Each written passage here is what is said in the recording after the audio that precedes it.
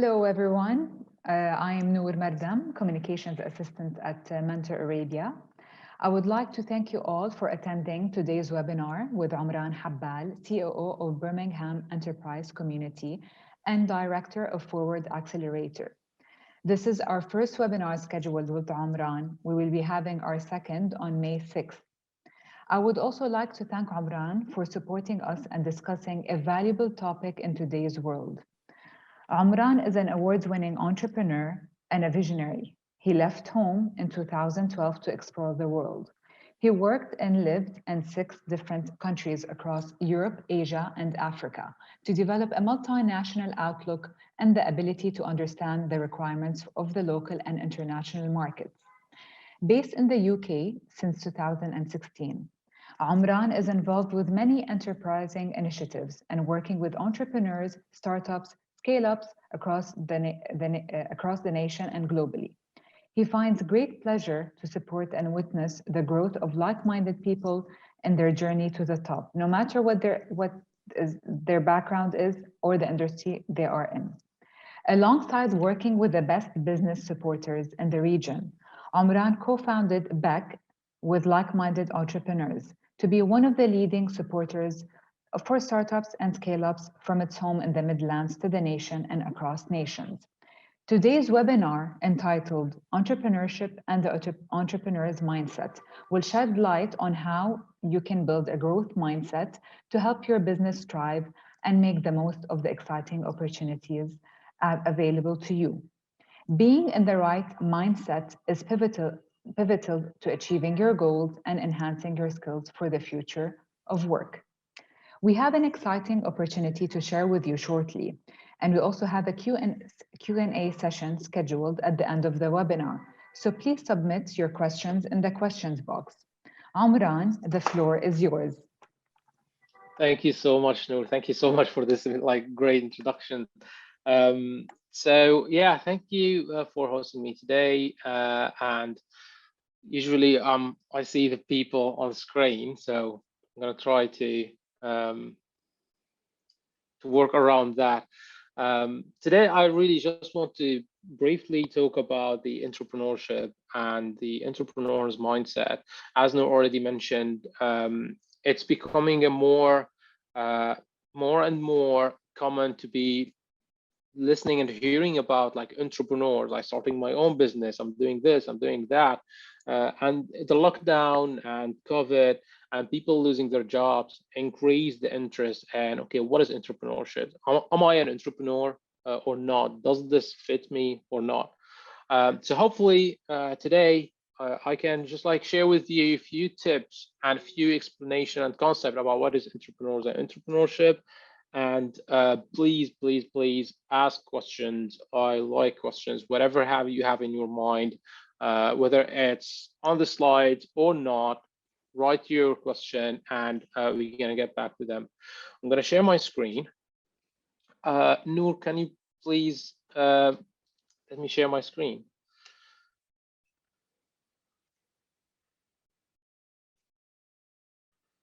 Okay.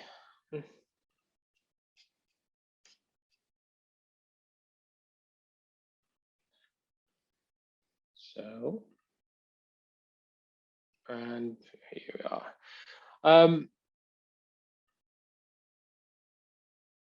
Today we're going to be talking about what is entrepreneurship, what is an entrepreneur, the entrepreneurial traits and mindset that you find them usually in people who call themselves entrepreneurs, how to build agility. So agility, how to be flexible, how to be easily move around and find your ways around the challenges, how to pivot and not to panic when the times are tough, how to tackle the uncertainty, because all the time we hear that entrepreneurs are risk taker, which is not true, by the way.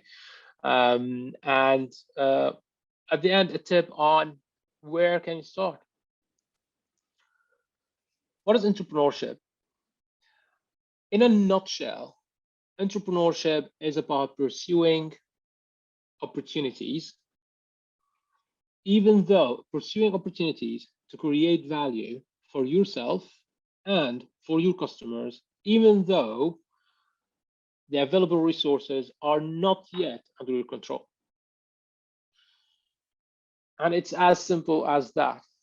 To think out of the box, keep your eyes out there, where you find that opportunity that people are, an opportunity to allow you to create value, and people are willing to pay you money to get that value. And wherever you are working on, or the opportunity that you've pursued, there's one thing that you need to have there, which is making the people's lives easier, save them time, and save them money. If you are not making their life easier, if you're not saving their time or saving them money, why would they care about what you are doing? Or why would they provide value to you?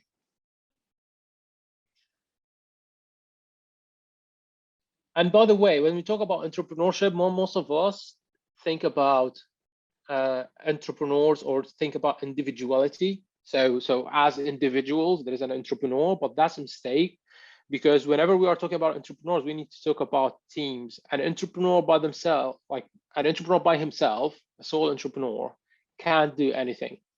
And you can, however, like usually when we talk about entrepreneurs, you hear about, for example, Steve Jobs. Well, Steve Jobs couldn't do anything by himself. He has the idea, he was able to spot opportunities, but he wouldn't be able to reach where he is now without his partners and without the people around him. So it's really important to keep that in mind, that don't look at entrepreneurship as an individual thing, as like solo entrepreneurs, but it's a collective effort of people that have the same mindset, and they believe in the opportunities where they are seeing them. So what is entrepreneurs now? If we talk about entrepreneurship, is about spotting the opportunities. Who are the entrepreneurs? Who are those who spot those opportunities, and why they are different? What are the traits, or the how can you describe them? An entrepreneur is an individual who creates a new business, even though there's risks coming with it, but they bear those risks in return of the rewards. Usually, whenever we are talking about entrepreneurship or entrepreneurs, we think about innovator, like about the innovation, about inventions, about new ideas, about things that are not usual. The concept of risk here, there is no reward without risk, and risk without reward, why would you take it in the first place? When entrepreneurs take risks, it's measured risk. So no one throws themselves into the unknown, but they measure that risk and they mitigate it, and then they go into it. Types of entrepreneurs, there's a lot of types. So those are not the only types of entrepreneurs out there, because every day we are there's a new concept and there's a new definition, even for entrepreneurs or entrepreneurship. The only common thing between all the definitions is the ability of spotting opportunities. So you have the novice entrepreneurs, and that's those who doesn't have any experience. So they've never started something before. This is the first time starting a business. You have the serial entrepreneurs, and those who have started more than one venture. So they got an idea, they work on it, they build the business, whether it's successful or not. Successful, they business is running, or they've exited, they've sold the business. Not successful, they move to the second one. So those are serial entrepreneurs. You find them involved in multiple ventures, not only one, which is something personally I think it's a nice thing. It's a nice thing to diversify your portfolio. However, if you are taking multiple projects at the same time, just make sure not to overwhelm yourself. And to lose control on, okay, what do I need to do for what, or which idea I need to be focusing on. Social entrepreneurs, and those entrepreneurs that find solutions or find initiatives that have a social impact. to directly contribute to the community and its development. Again, here there's a misconception. You're gonna find me, by the way, all the time. You're gonna find me like telling you something, and then I'm gonna criticize it. And I think this is a trait of like, it's really important to you guys learn of criticizing your own ideas at the same time accept criticism. So yeah, so social entrepreneurs, a lot of people think that if it's a social entrepreneurship, it's going to be an NGO, it's going to be non-for-profit. So I'm going to be ashamed if I'm going to be making money, or it shouldn't be making money. It should be just like making money so I can pay salaries and that's it, or any other, but not profit, or not making more money or charge more or whatever. And this is a misconception. A social business doesn't mean that it's a business, regardless of anything else. So a social business needs to be making money, and you need to make a lot of money like any other business, because when you are making enough money, that means you are able to sustain yourself, you are able to sustain your team, you are happy, your team is happy, you can innovate more, and you can do more for that community you are targeting, and your social impact is going to be even greater. The hybrid entrepreneur is someone who do both. So as it says here, those who have side hustle. So you find like they have a job, and then they have the something on the side they are working on. This is a very common actually type of entrepreneurs, and I'm one. I started as a hybrid entrepreneur. But for me, instead of having my hustle as a side, I had my employability on the side. So I had my hustle as my main thing, but my employability is something that it's on the side that I'm working on, and that was really important as a starting point, because when you are starting, you need at least, for example, to make sure that you have enough income at the end of the month to pay your rent and to have food on your table. Not necessarily making a lot of money, but at least you have something. You are not in the streets. So this is like a really good way of approaching it if you want to start a business. And then we have those entrepreneurs who always thinking of starting something, but not necessarily starting it. So like I have a lot of ideas, but like every 2 days I'm gonna call my friend like, yeah, I have amazing ideas, gonna make a lot of money. And then second week there's another idea. The week after there's another idea, without like specific actions right away. Finally, the entrepreneur. Finally on this list, as I said, there's a lot of types. Entrepreneurs is basically those who innovate inside an organization that they are not necessarily shareholder in this organization. So they are not necessarily owning anything in this organization, but they have entrepreneurial mindset. They can innovate, they can think out of the box, they can utilize available resources and spot opportunities, maybe at the level of a project that's assigned to them by the organization. That's why it's called entrepreneur, because it's internally in an organization it's being done. And recently, a lot of big corporates, they are encouraging the entrepreneur, and they are providing resources for their employees to be innovative in their departments.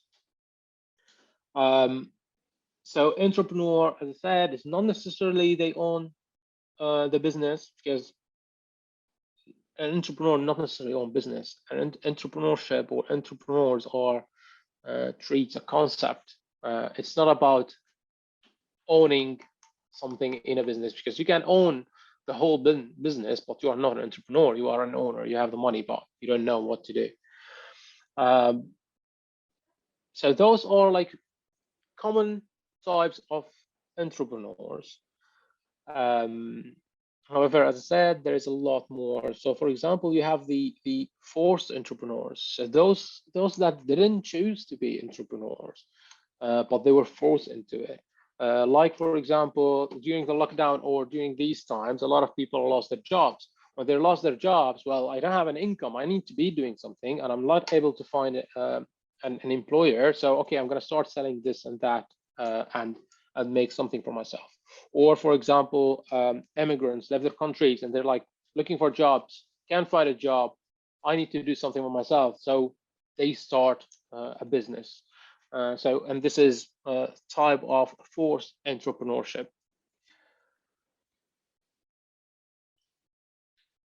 The big question, as usual, as entrepreneurs, born or made. So born, that means like only specific people can be entrepreneurs, and those people who like born and they're destined to be entrepreneurs in their lives. But however, like I'm sure that none of the scientists so far was able to define the gene of entrepreneurship and say like, okay, we're going to do a test for you. We're going to know if you're going to be an entrepreneur or not and save you the hustle through your life. Made entrepreneurs, and basically this is the concept saying that everyone can be an entrepreneur if you develop the right skills and the mindset. And of course, that's rely on the external factors that influence those individuals, as we talked about the previous types on there. For me, I don't know if entrepreneurs are born or made. I go more with the made option. However, I would encourage you to like read and research about it yourself, listen about all the like arguments and make your own decision. However, as I believe it's made, this is how we're gonna go further in this. But at the end, it doesn't really matter. Doesn't really matter if it's like born or made. I think what matters is like how you're going to be how you take your steps further and do something, create something. Here is a table by Harvard Business Review, and it shows some traits of the entrepreneurs. So the ideas and drive, creativity, vision, ability to identify opportunities, and passion. Here again, does everyone know their passion? Even entrepreneurs, does all the time they know their passion? For me, for example, passion is you can develop passion by doing something you like over and over again. But it's really hard to alter people and ask them, okay, what's your passion? Are you what are you passionate about, for example? A lot of people yet to understand their own passion or what they have. But the vision is, I think, is one of the most important bits. Vision and the identifying opportunities, because I myself, when I started back, I had the vision, but I didn't easily find people to understand that vision until I met my current business partners, where they understood, where they were looking at the same vision and were like, okay, click, we want to do the same thing, let's do it. And this is take us to the second bit, which is ability to excite people about your vision. So the ability to make people excited about what you are saying, or care about why you are doing this, and like, yeah, I would like to know more. Work lifestyle, basically, I think the most important thing of all of those, like the work style, is being able to work with people. The ability to work with partners and with your team members. The ability to be comfortable with the uncertainty, and that means you're going to be taking steps. You're not sure if they're going to yield huge results, but you are confident enough of like, I'm going to deal with the challenge that I'm going to face if it doesn't go the right way. And later on, we're going to be talking about this, and we're going to be sharing some tips on how to tackle the uncertainty. Experimental mindset, that's one of the really important bits, which is entrepreneurship in every aspect of it. And when you are building a new business, in every aspect of it, it's all about experimenting. You build a hypothesis, you test it, you see if it's working, you learn, and you improve your approach, and you do it again. It's like when you are building a product. You have a product in place. Okay, I'm gonna talk about the product later. So let's talk now about the business model. You have a business model in place, the strategy, the structure, all great. You start operating according to this business model. And the middle, you're gonna find yourself, okay, there's this partner I need to change, or there's the resource missing, or I have a resource here that I'm not using. So you start to change that business model according to how you are learning as you are going through. And this goes along every aspect of your life as an entrepreneur, let's say, as to try things, learn from your experience, improve your next steps accordingly. Entrepreneurial backgrounds, it's more likely if your parents are entrepreneurs, you're going to be an entrepreneur. It's more likely if you work with a startup, you're going to be starting a startup. And for this bit, if you are thinking of starting a business yourself, I can't stress enough about doing internships with startups, even if it's not paid, even if you are not getting paid. Just being in that environment, it's going to open your mind into like to look at things differently. You're going to be looking at business being run across all the department of that business. When you do an internship or a work experience with a startup, you are able to tap into all the departments. If you do it with the big companies, they're going to put you in one department. They're going to be doing that work and just that department, which is, I don't know how useful it's going to be to you. But again, there's a lot of argument about those topics and how much skills you can get out of working in a corporate or working at a startup. But personally, I would like the startups. There is some corporates paying more attention to their placement programs and entrepreneurship programs where they get the students to do more than one thing. But with the startup, you're going to be always making impact in that startup, because they wouldn't let you in to do the internship, even if it's unpaid, if they don't need your skill and they need your help. And it's really nice to see your impact in a small business. Moving on, across those we talked about, you have, like, you can see that it's a mix between skills and mindset approach. So there's a certain mindset you need to have, and the mindset is your attitude toward the things that you do and your attitude towards the issues you might face, or the cases you are, or situations you are in, or the cases you are working on. While the skills is how good you are doing something. The leadership here, I want to talk about something about the leadership. Leadership is a very interesting concept, and it's really important right now. Leadership, not only to lead people, but to lead yourself. Leadership means ownership of failure, and ownership of success to some extent. So ownership of failure.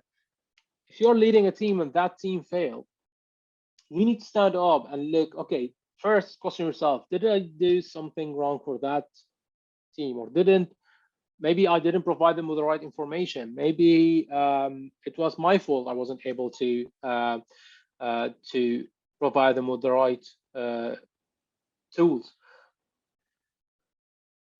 And another big problem with leadership, we think that if you, let's say you have an IT department and you want to get a leader for that department, the leader of that department is not necessarily someone who knows IT better than the team members, because he might know IT better than everyone in that team, but he is really bad in working with people, and he is really bad in leading people.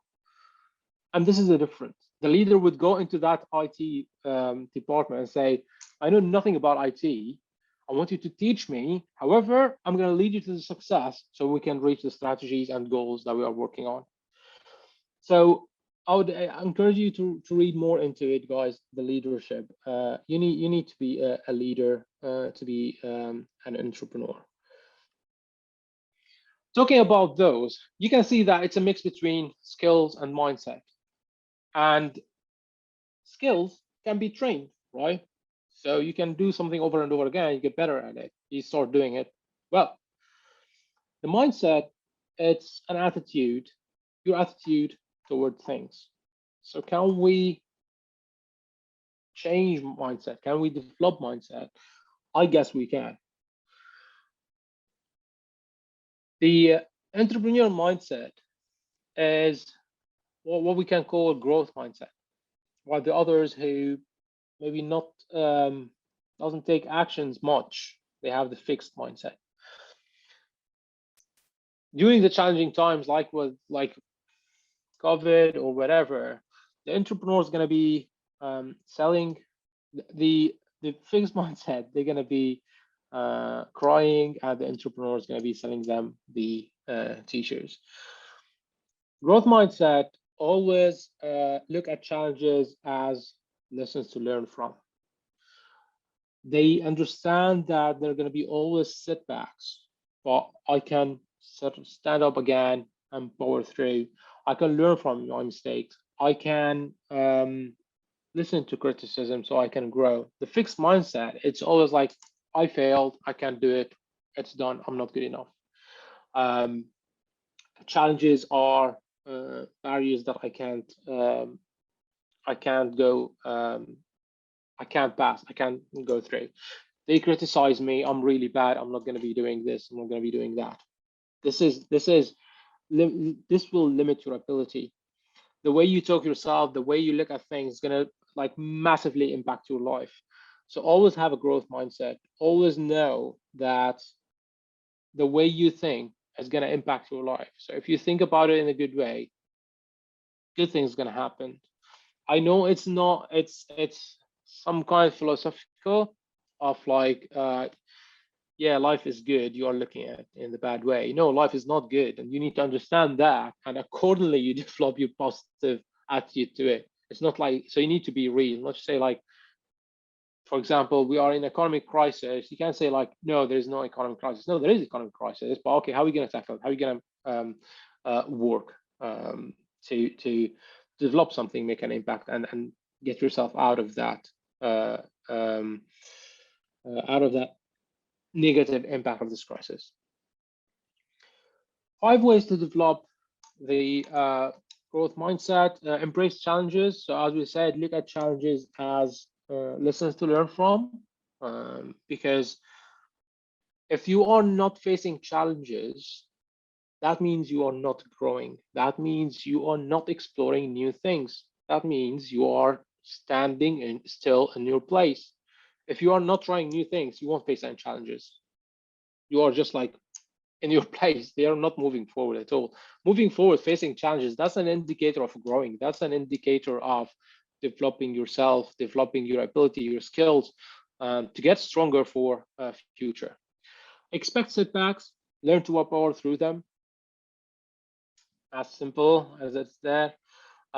Release that your efforts are fruitful. So most of the time, we only celebrate our efforts when we reach our end goal. So if I said I'm gonna lose, like as simple, I'm gonna lose like 20 kilogram of weight by the end of this year, we sit there and we are upset until we reach the end of the year and we get all the 20 K out.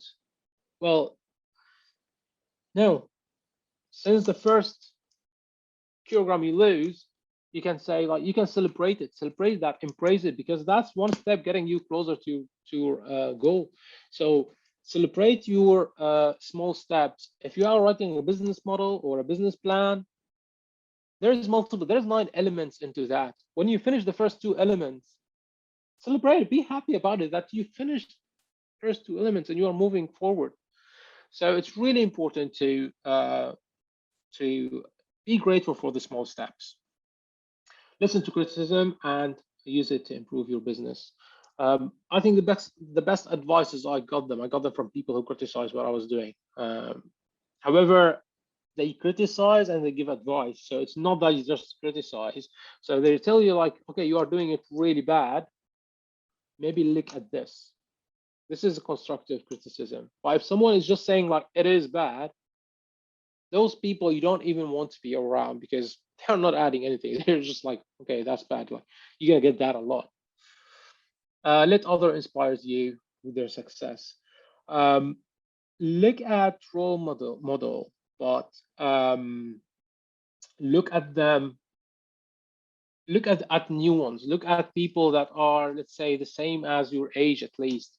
Most of the time, again, when we talk about entrepreneurship, you're gonna or like successful entrepreneurs, you're gonna be looking at Elon Musk, Steve Jobs, Bill Gates. Well, they are in their 50s. Like Bill Gates is an old guy, like, and he's a nerd. Look at Steve Jobs. He died anyway. Now it's history.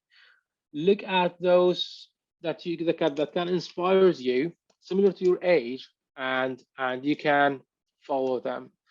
For me, for example, like one of the main people that inspired me when first started was Ben Francis, the founder of Gymshark. Gymshark is a clothing company, but it's fascinating that he was doing pizza delivery. He started the business from his room, from his own dorms, and within now 7 years or 8 years, the business is a unicorn. A unicorn that means valued over $1 billion in valuation, and still own 80% of the business. So he wasn't one of those that would say, "I need money so I can build a business." And I can relate to him because he was at the same university I'm at, and at the same time he is at 25 or 26. So I can relate to. He have the same resources now that I have. The resources Steve Jobs have are different than yours. The market was different than yours. Bill Gates is the same. Elon Musk is the same. But look at people that are in the environment that you're going to be operating in and get inspired by them.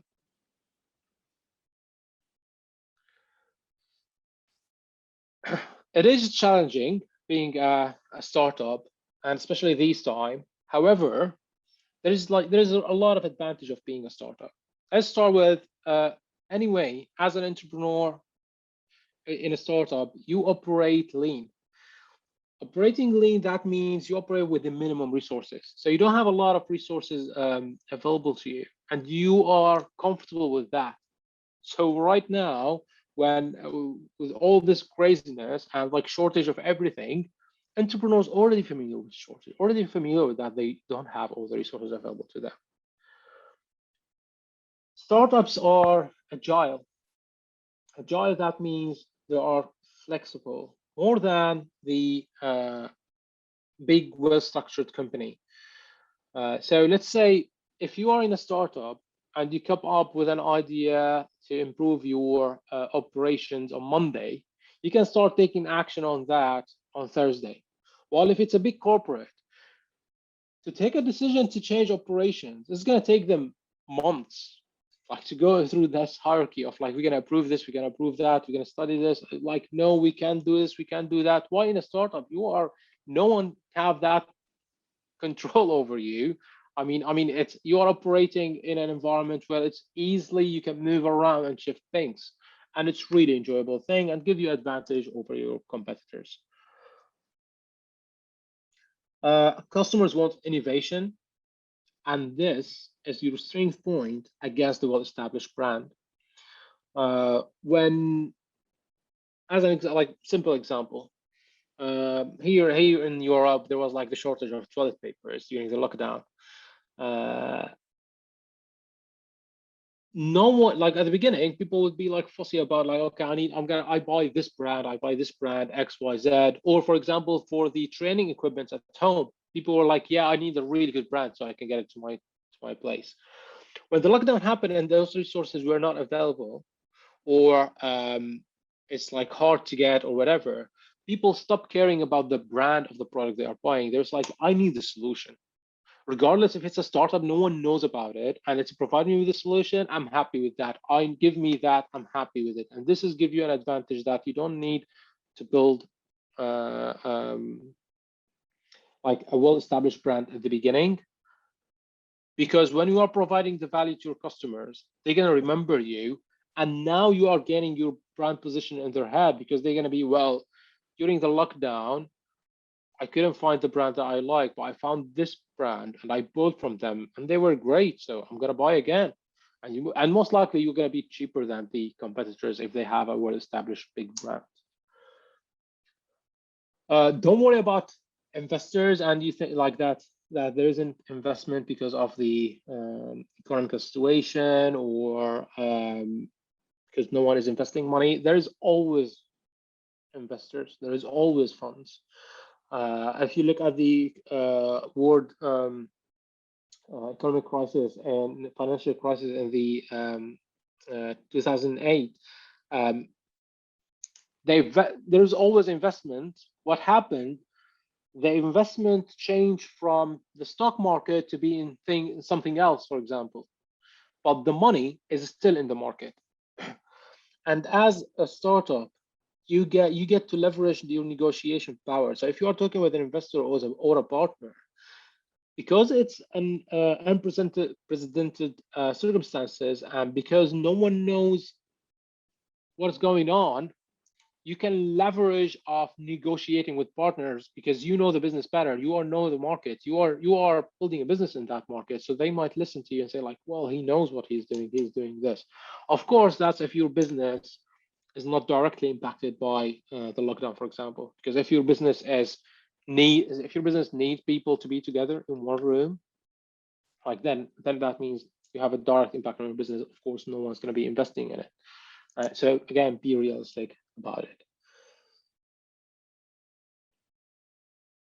How to build this agility that we talked about here, when we talked about at the beginning of like being flexible. First, you need to build a climate to reverse strategies and change things in response to learning. So whenever you are building something, don't just like say it's gonna be X and that's it. We won't change anything. No, you need to consider that things gonna change. You need to learn from it. If you remember, we started by saying it's all about building a hypothesis, testing it, learn from the results. And that takes us as well to the to pay attention to the inputs of your strategies. So who is contributing to building those strategies? Doesn't they really know what they are talking about? Or it's just like someone came up with an idea, got it to you, and then you're like, okay, we're going to do this. Keep an eye on the trends. So for example, the lockdown happened, everyone shifted to online platforms, Zoom call, all of those things. If you sat there and was like, no, I'm not going to follow that trend, well, you are killing yourself. If you said like, well, I'm going to still wait until the people comes to my shop, I won't have an online shop, again, you are killing yourself. At the end, that's the potential responses of whatever you are working on once it's deployed, and implement the most promising changes. If you have already started the business and you have a customer base, it's recommended to test a new strategies or new plans with just a small segment of your customers and not all your customers. Because let's say if it has a bad, like a negative impact, at least it's just like few customers that got impacted by it, and you can like make it up for them and support them. But if you made it to all your customers, it's going to be a nightmare for you to go through them all. However, it's a nightmare, but again, it's part of being a startup, dealing with things like this. There's a book called The Lean Startup by Eric Ries. I would recommend you to read it. And it talks about this theory of build, measure, learn. When we come up with an idea, coming up with an idea is the easy part. The interesting part, or the important part, or the hard work bit is to test and validate this idea. So to make sure that, okay, is this idea a viable business or not? And this model would be ideal for you. So first, you start by building an MVP. MVP is a minimum viable product. That means it's a product that provides the core service or provide the core solution you are trying to provide to your customers. It doesn't have all the fancy features. It might look so bad, but it's providing the core service of your product. That's why it's called minimum viable product. The core value, the core solution without the fancy features and the other features in there.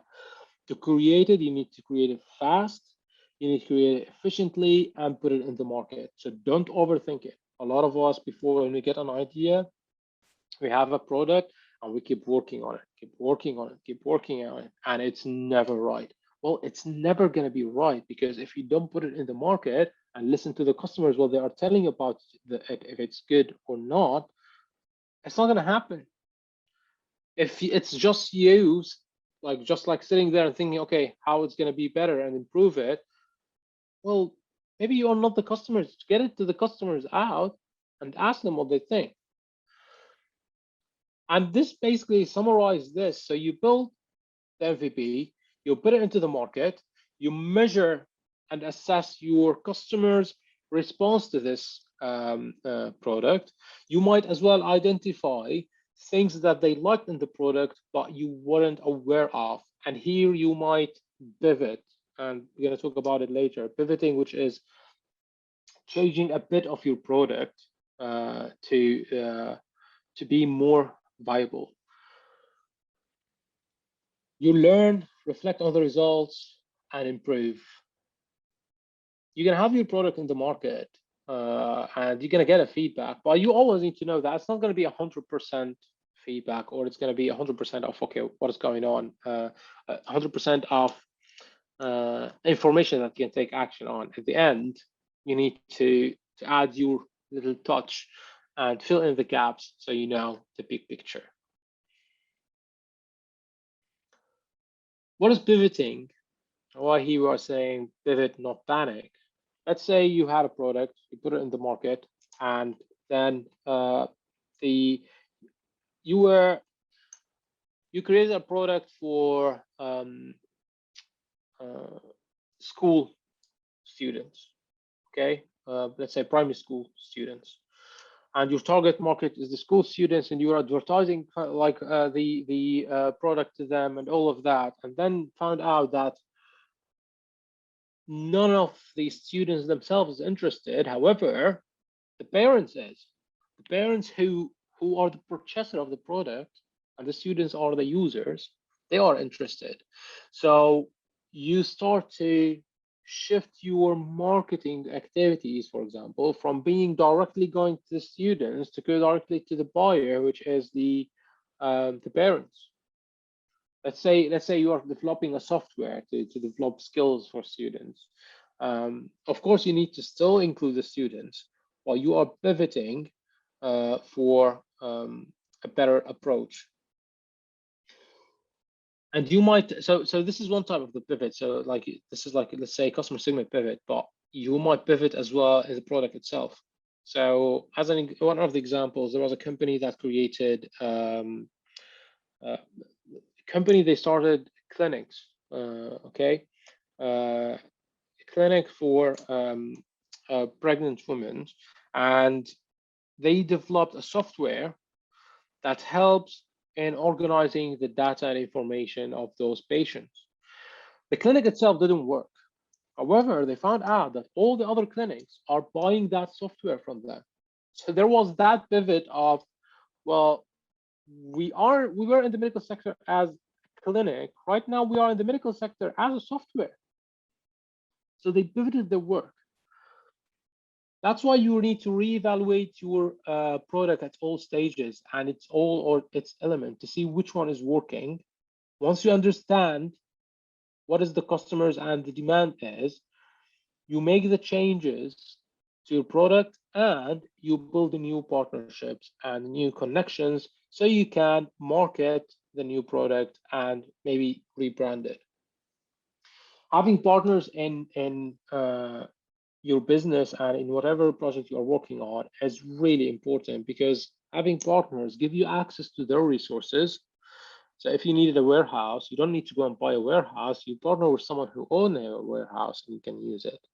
And these strategic alliances really important because it reduces the burden on yourself on acquiring a lot of resources.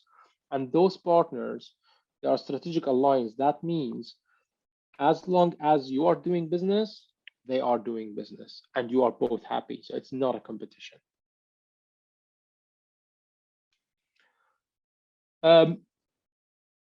Again, can't stress it enough. You're gonna fail, but fail fast, fail often, and fail forward. The core of your product might remain the same, but there's a lot of things going to be changing around it, and you're going to be open-minded to do those changes and accept the setbacks. Tackling uncertainty. When you are building those hypotheses, it would be great to prepare yourself for multiple outcomes. So you might have different scenarios of how things are going to be going. You might go into one of them in details, but the rest are just over the shelf. So if things happen, you can like start working on them, but it's good to be prepared to this. When you are having a plan in place, evaluate all the resources that were used in putting this plan together. So who got involved as a team members, what are the assets that was involved or included or utilized for this business plan. Big opportunities that have barriers for competitors. So big opportunities that the competitors, if they're gonna go and do something similar to you, they're gonna be missing like the say sales channel or missing an access point to some of the resources. Have something in there that protects you against the competitors of doing the same. And at early stage, of course, keep things simple. So don't complicate things because it's going to complicate it for you. Keep them simple. Keep it niche. The simple, like I think innovate for me. I think innovation and creativity is in the simplicity of products and services. And as we start, an entrepreneur always work on making people's lives easier and save them time and money. Here, this one was when I wrote those during when the lockdown happened. So prepare for multiple outcomes. You have a plan A, for example, and you say like, okay, if the lockdown is going to end next week, what are we going to be doing? If the lockdown is going to extend for another 3 weeks, what we are doing? If it's going to be social distancing for like God knows when, how we're going to react to this? You might, as I said, you might have like a detailed main plan or main response. However, the rest just need to be few ideas so you don't panic when things happen.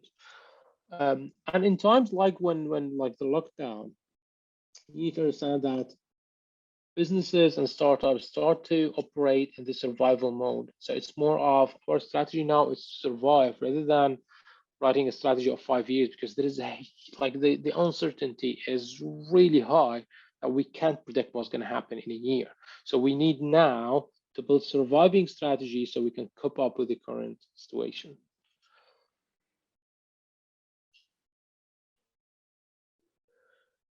Those are businesses started when like during really bad times. But why I'm talking about them right now, because I want to, because after that I'm going to go to my last point, which is how where to start. Uber didn't really like, taxis were there forever, but Uber improved the service of the taxi, and improved it by starting with why. So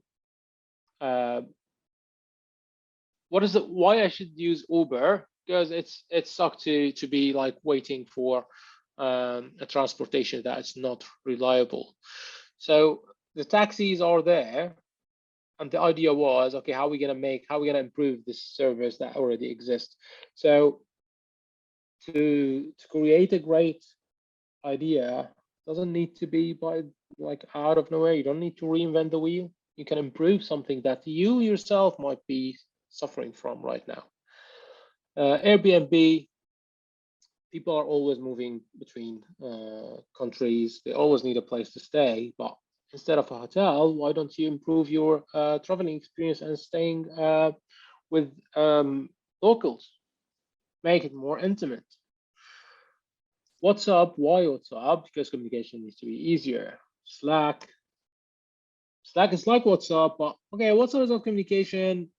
Slack, we want it to be more of work-related communication. So we can like have less stress and be more productive. If you see all of those starting with why, they're statements rather than, okay, what we do, move people, like for example, Uber, move people from point A to B, but it's not why Uber exists. So Uber doesn't exist for moving people from point A to point B, because a taxi can do this, a bus can do this, but they exist because people want to, anytime they want, get the taxi and the car at their disposal. So if you want to start a business, start with why you are doing it. What is the purpose and why I should care? Everyone knows the product they are creating. Let's say almost everyone knows the process of it, but not everyone knows why they are doing it. Why it's there's a book called for Simon Sinek about start with why. It's really important read as well if you'd like, and it's all about this idea. For example, as he did had the like golden circle, call it. Dell create computers, and Apple create computers as well. But what differentiates Apple from Dell? That Apple, in their advertising or their campaigns, they start with, we want to make things differently. We want to make a difference. We are different, and because of that, we are creating. We are innovating, creative to create and sell laptops and phones. While Dell would start from, we are a software company, we create laptops and whatever other products they have, phones or whatever it is. There's a huge difference between communicating with people, why do you exist, and what you are selling. Because why, it's why they should care, why it's you, not the others, why you exist for your employees. You can't just tell them, go in and say like, yeah, we create computers. Okay, why we are creating those computers? What do we stand for? The other problem that we face sometimes that with the process and the product, a lot of the time I ask startups and entrepreneurs, okay, pitch your idea to me. Tell me, what do you do? Right away, they start with the product and the process, and they start to sell me the product. And right away, I'm like, I don't care about all of this because it's irrelevant. You lost me. I'm not trying to buy yet. I want to just like present you. Tell me about you. Tell me why I should care, and why I should listen until you reach the product. Why should I care of how the product is being created in the first place? And yeah, here is like Start with Why by Simon Sinek. This is like really, it was really quick I wanted to give an overview on a lot of things that we really need to look at when we think about entrepreneurship and entrepreneurial mindset and how entrepreneurs think. And just like few boxes to tick when you are coming up with an idea or would like to start something. The concept of entrepreneurship and the entrepreneurs, it is trendy, but uh, a lot of some people are getting afraid of it. Some people would like at the universities, they did a research. A lot of people, they don't want to be called entrepreneurs because it's becoming something that scary for some, and for some, like everyone is an entrepreneur, and I don't want to. Or like some people, I'm happy of finding a corporate job. I'm happy to be on a desk and just like go home and not care about the business anymore. I want at 5 to go to my to my family and just like not care about it anymore until next morning. While as an entrepreneur is a long journey. You are working 24 hours. You are giving a job of 9 to 5, but you are working 24 hours. So at the end, it's your call and what you feel comfortable with, and what would you like to do. And I'm very happy to answer any. If you want to reach out to me on LinkedIn, guys, to ask any questions, feel free to do so. As I mentioned earlier at the beginning of the webinar, we have an exciting opportunity for all of you. Omran and Beck team would like to offer an entrepreneur a free spot in Beck's startup sprint program. It is a 1-month program that will take up and coming entrepreneurs through the fundamental steps of launching their own business. So whether you have a new business or an idea, Omran and Beck team can take you from the steps from A to Z. Omran, can you please provide a short brief about the program? So this program is basically, as I said, Noor, if you have an idea in mind and you want to make it a real business, we're going to give you the infrastructure for a successful start, because most of the businesses would like start, but they struggle because they don't have the fundamental. At the end, you don't know what you don't know. So in the program, it's 5 weeks program. We go through your business model, understanding your customers, your finance and legals, MVP development, and we go again over the mindset of an entrepreneur. You get access to group mentoring sessions. You get allocated a mentor where you can have one-to-one with them, and you get access to a lot of online resources that helps you build that business. And of course, networking and be in a cohort with like-minded people from all around the world. Thank you, Omran. If any of you is interested in applying for the program, I have shared our email address in the chat box. You can just drop us an email to learn more about how to apply for the program. We will now start with the Q&A session.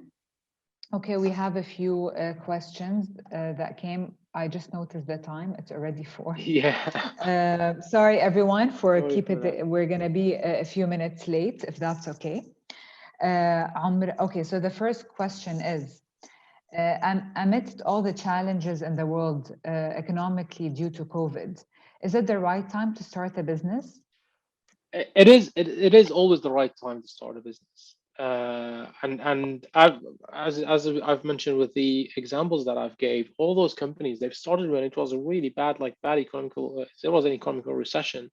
And I would encourage you, if you want to start something, and if you have the mindset for it, start it, because there isn't a right time. There will never be a right time to start something. However, the right time is sooner later than later, let's say. Yani, if it's the right time, like Clubhouse. So Clubhouse started when it's the lockdown. People really tired of social media and the filters and like seeing all of those fancy things. People are saying like, I don't want that. I want a real social interaction. And then the Clubhouse happened, and boom, first month there were like first month there were 1,500. Then after 6 months they were 1 million. The month after 2 million. The month after 6 million. So yeah, I think Can't tell you there is a right time or wrong, but if you are asking about the economical aspect of it, or like what's going on right now, it's just still, yeah, you still can start a business. Why not? Okay, thank you, Omran. And in your opinion, considering now the economic crisis happening in the world, what is the best type of business to start and why? Best type of business. I think right now you have the well-being industry is huge because a lot of people start to look more into their like yeah, I need to look at my mental health and my mindset, all of those things. People were really not thinking about it. In Europe, maybe they were, but now much more. In the Middle East and our region, never talked about it. Right now, we started, and in the say the Gulf or the MENA region, is a really, it's like a green field to start a lot of things.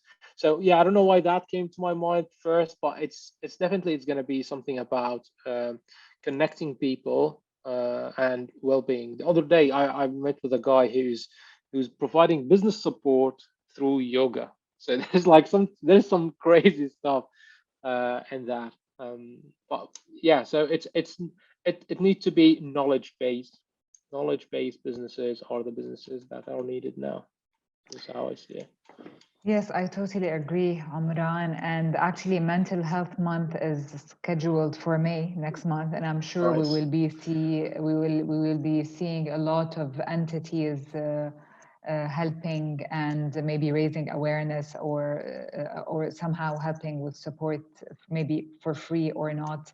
That's So good. I guess we will find out next month.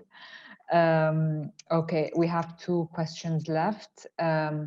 Some people say that in times of an economic crisis, for example, I'm not sure how familiar you are with Lebanon, but the person gave the example of Lebanon. Um, some people say it is the best time to invest in times of crisis. Do you agree?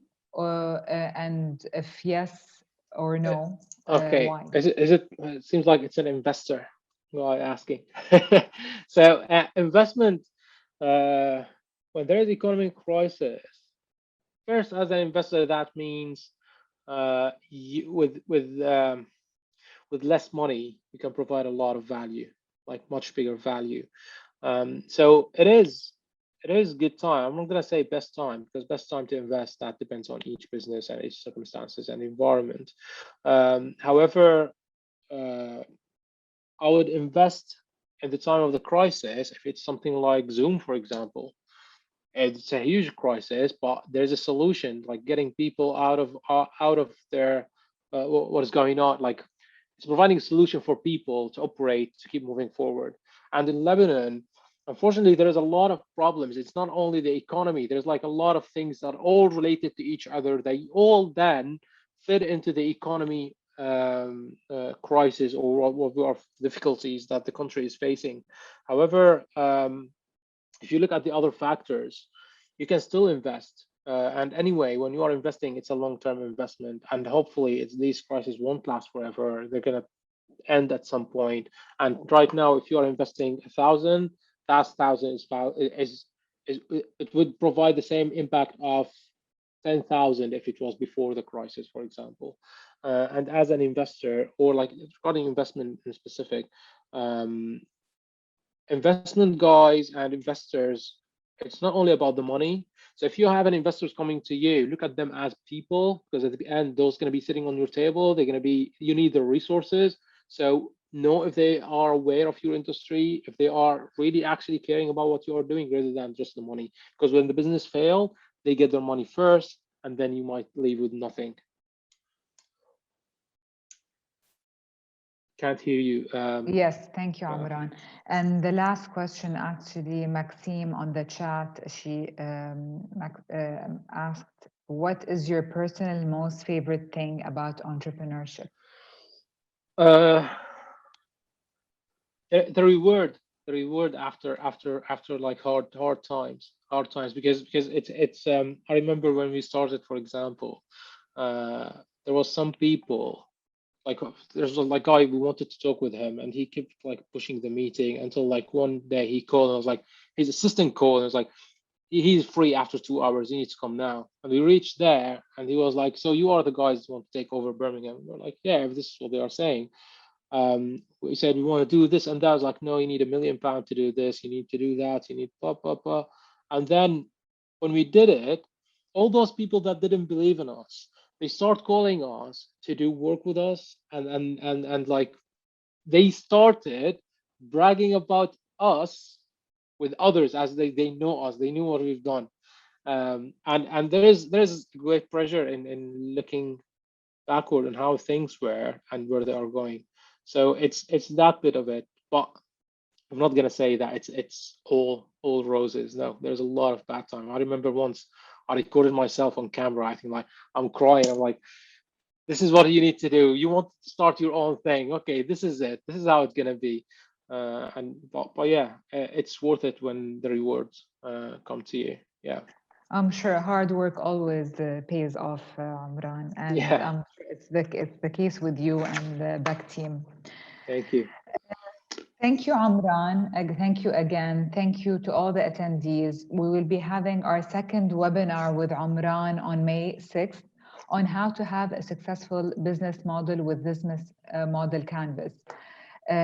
Please, Omran, can you just mention a short brief about the webinar? I know it will be more technical, so we can just So the webinar next time, we're going to look at the business model canvas, and it's basically looking at the main 9 elements of how you create value, how you deliver that value, how to capture the value again. So creating value, basically creating the product. What do you need to create your product? How to present your product and make that there is a good fit between your product and the market. How to deliver it, what are the channels to reach your customers, and then your revenue model, how you're going to be making money out of this product or service, and then how you're going to calculate your costs as well for this product and services. And we're going to do it because on business model canvas, because it's a canvas that it's on one pager. You can print it in like really big, have it in your room, and when you look at it, it's going to give you an overview on how all your business is moving. And you can, with the sticker, move around things and play around with it to find the sweet spot of your profitable business model. Thank you, Omran. We will be announcing the webinar on our social media platforms, so please follow Mentor Arabia.